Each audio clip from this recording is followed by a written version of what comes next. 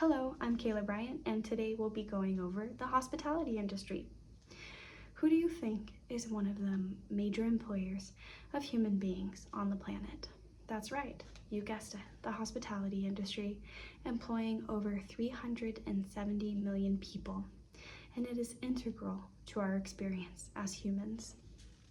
Why trust me? Well, I've been to a lot of places, both domestic and abroad. And I've been fortunate enough to experience every service tier that I will walk through with you today. A little preview about what we'll go over today is the history of the hospitality industry. We'll go over the service tier structure of hotels, and we'll also be going through some of my experiences I've had with them. First, let's travel back in time to ancient Mesopotamia. Ancient Mesopotamia, Greece, and Rome accommodated travelers, merchants, government officials, and military. Safety, commerce, and survival were the main points during this time for accommodation. Then we move through to the Middle Ages. It was a moral and religious expectation to host people. So around this time we see a lot of monasteries providing accommodations. This is when we see, even today, the famous Camino de Santiago, lots of famous monasteries. Next, we move into European expansion, and this required more organization and more of an industry of accommodation, and that's when luxury travel really started to boom because more wealth meant more expectations. Then we move to the Industrial Revolution, transportation booms. We have the automobile, the airplane. This makes hotels more affordable, more plentiful, and they're all structured along these varying routes. As our worlds and our modes of transportation have grown, the industry has adapted to the varying needs of travelers. This is where the service tiers organically form. It allows the industry to be competitive in meeting the needs of all travelers, and it also allows all travelers to have choice. There's economy, there's mid-scale, there's upper scale, and then we have luxury.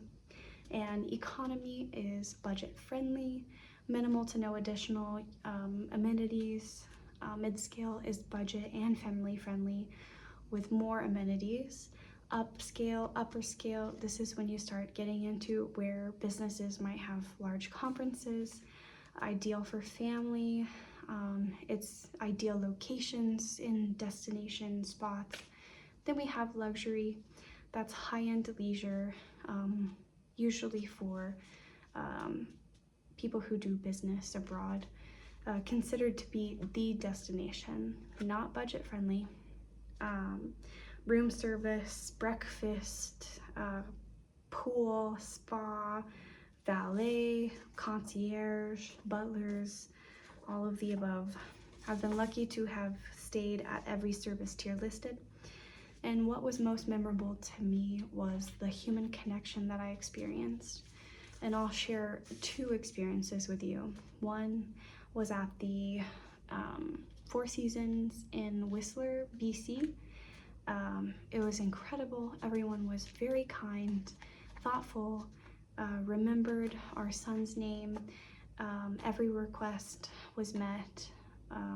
Even like we couldn't find a diaper, they magically brought us 3 different sizes.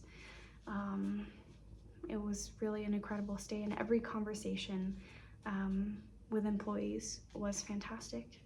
And my other memorable stay was at an extended stay in Denver, Colorado. And I loved this extended stay. They remembered our names, they remembered my son's name. They actually remembered that we left medicine in the room and offered to ship it to us. We had room service, we had a pool. It was ideally located, everything was clean, extremely comfortable bedding. So in conclusion, whether it be ancient inns or modern luxury hotels, hospitality embodies our desire to be taken care of. We've experienced the history, identified the service tiers, and we've also moved through some memorable experiences that I've had.